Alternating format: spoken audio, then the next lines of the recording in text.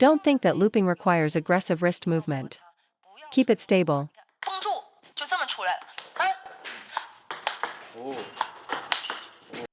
Today, we're going to teach you how to generate power on your backhand. There are two types of powerful backhand strokes. The first is the backhand punch. The second is the backhand rip. First, I'll teach the rip, and then the compact backhand loop from a close to mid-range distance. This technique is used frequently by top players like Wang Manyu, Sun Ying-sha, and Fan Zhendong. Let's start with how to generate power for the rip. Why can't you generate power? The first key is timing. You're not using the pace of the incoming ball. Your rip involves pulling your whole arm back, so you lose the ability to use the ball's energy. Instead, you should stabilize your elbow and only draw your forearm back, not your entire arm. Executing the shot your way generates no speed. But if I do it like this, you can see the speed.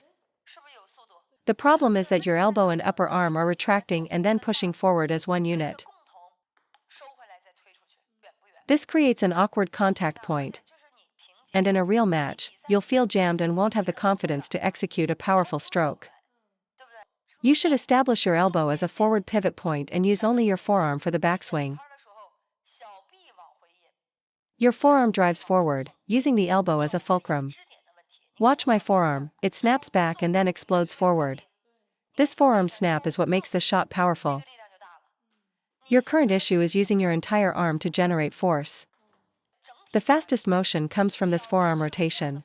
A simple forward push is too slow. If the ball comes deep, you'll be jammed and forced to block. Do any players find their backhand has a wiping motion? Power on the backhand comes from a diagonal force generation. To hit diagonally, you must use this motion, but right now your motion is brushing the ball sideways.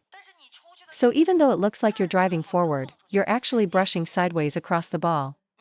Imagine you are driving the ball diagonally. That's how you'll engage your power. Stay relaxed on your backswing to build explosive power. Stay loose, then snap forward into the ball. To generate power on your backhand, keep your elbow stable and focus on the forearm rotating from an inward to an outward position. Imagine hitting diagonally. Your entire arm's force should be directed forward, not sideways. Second, let's talk about using the opponent's pace for the backhand rip. This is critical. When you want to use the incoming pace, you must time the ball on the rise. If you let the ball reach the peak of its bounce, you're more likely to make an error. Therefore, this rip action must be performed in front of your body. Let me demonstrate.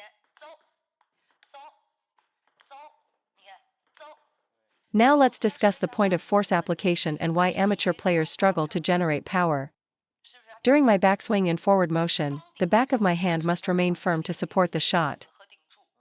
Try this. Once you engage your forearm muscles, your backhand will become both stable and powerful. When hitting a backhand, this muscle group must stay firm. A loose backhand has a much lower margin for error than a forehand. As you start your forward swing, your forearm muscles must go from relaxed to instantly tense at impact. During the forward motion of the swing, you must keep these muscles tight. Upon contact, the muscles in your forearm, wrist, and the back of your hand must be locked to prevent the racket from collapsing. Otherwise, you'll make errors when you try to hit hard. The fourth key point is that your swing mechanics must be efficient, with no wasted motion.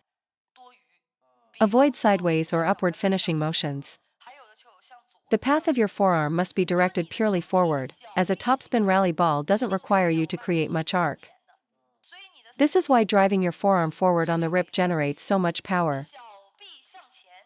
A common mistake among amateur players is to lift their forearm upwards, which is incorrect. The forearm only needs to drive straight forward. As it drives forward, the forearm then rotates outward using the elbow as a pivot point. This will create the arc naturally. Our goal here is to add quality to the backhand, so you need to drive the forearm forward more. If your forearm is already creating an arc and you add a sideways motion, you'll lose all power. Then you'll try to compensate with your upper arm, which just leads to more errors. Now, let's teach the compact loop, which is a type of topspin stroke. First, this is a mid to close range shot, so you need to take a small step back from the table. Second, the backswing is next to your left hip. This applies to penhold as well. The power comes from this position. The swing path is from your side forward, not from behind you, which would get you jammed. The timing for the compact loop is a 1, 2, explode rhythm. My feeling when hitting this shot is that the power comes entirely from the forearm swing, not the fingers or wrist. It's not like looping against backspin, where you first use your fingers to create friction and then drive with your forearm. If you do that, you'll easily loop the ball off the table. So you must keep your wrist firm and drive with your forearm. The goal of this shot isn't to use your fingers and wrist to add spin. Rather, it's about producing a high-quality shot with power and speed, not about adding friction. Therefore, even without involving your fingers or wrist, this shot can absolutely be a winner. Don't think every loop requires wrist and finger action. This is a common mistake on the forehand, too. People ask about using the wrist in topspin rallies, and my rule is simple: when the rally gets fast, the arm does the work. Just keep your paddle closed and drive with your arm. If you try to add a wrist snap and then a forearm follow through, you'll be too late. The ball will be gone, and you'll miss. So, the biggest difference between this compact loop and the rip is, first, don't contact the ball directly in front of you. Contact it slightly to your left side, with a slight right shoulder turn.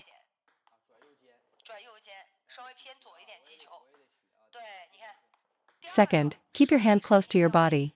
This shot is for slower, lower quality balls, like after your opponent blocks your initial attack or returns a shot softly. That's your chance to loop it. Third, you need a larger backswing. The rip is compact, but for this small loop, you need to draw your arm back further. The fourth key point, as I mentioned, is do not flick your wrist. Don't think that looping requires aggressive wrist movement. Keep it stable. Let me demonstrate. So, after a series of rips, when you get a weak ball, remember these points. Rotate your right shoulder slightly. Take a bigger backswing to your left side. And make contact using your forearm, not your wrist.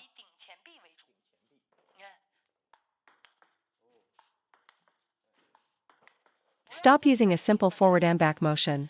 When the opponent's ball is slow, that linear motion will lead to errors. Watch the rhythm. As the ball comes, you load, and then explode. It's not a direct, linear hit, which won't generate any power. You're essentially letting the ball come into your power zone before you unleash the shot. You have to absorb the ball into the ideal contact point before striking. A linear swing is only for using the opponent's pace. To generate your own power, you must rotate and draw your arm back to load up, just like on the forehand. On that note, let's clarify the concept of friction or creating spin. Many amateurs think it means aggressively snapping the wrist. Friction is generated by a small, sequential movement from the fingers to the wrist to the paddle face. This action is purely for creating spin and lacks the power to get the ball over the net. The main propulsive force comes afterwards, from the swing of the forearm. Essentially, the fingers and wrist create the spin, and the forearm provides the power. Proper friction is generated by the fingers controlling the racket face to create a short, sharp, explosive brushing action on the ball. It is not achieved by a large, slow rotation of the wrist. The reason some players get more spin on their shot at the moment of contact is due to their method of power generation. While there are different approaches, the third one is the most effective for creating spin. Friction is about applying maximum force in the shortest possible time. That's what creates heavy spin. If you drag out the contact and make the brushing motion long and slow, you will reduce the amount of spin. So, to generate spin, the contact must be concentrated. Why do we often miss topspin loops long? Because the incoming ball is faster and higher quality than a backspin ball. If you use a slow, loopy swing, you won't be able to control it, and it will fly off the table. You have to lock your wrist. No matter how fast the ball comes, a stable wrist allows you to brush over it and send it back with control. Against topspin, you really don't need to add a lot of extra spin.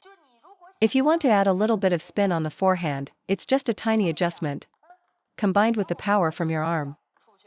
If you don't want to add spin, just focus on the arm swing, but you must keep your racket angle closed. A big swing with an open face will go long. A flat hit is only for a very compact stroke. If your swing gets bigger, you will miss-hit the ball if your racket face isn't closed.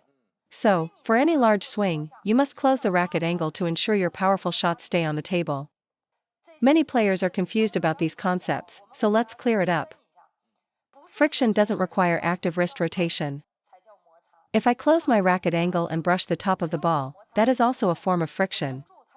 It's just less spinny. In high-speed topspin rallies, avoid using your wrist.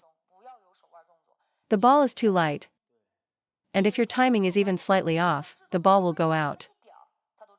So, use a compact, direct hit for small strokes, and brushing friction for larger swings. Friction can be achieved with a locked wrist and a closed racket angle. The same applies to the backhand. This is friction. If you want to add a little more spin, use the tip of the racket to lightly graze the ball. Then add arm speed to drive it forward. When your opponent is attacking and the ball quality is high, it is crucial to keep your wrist stable.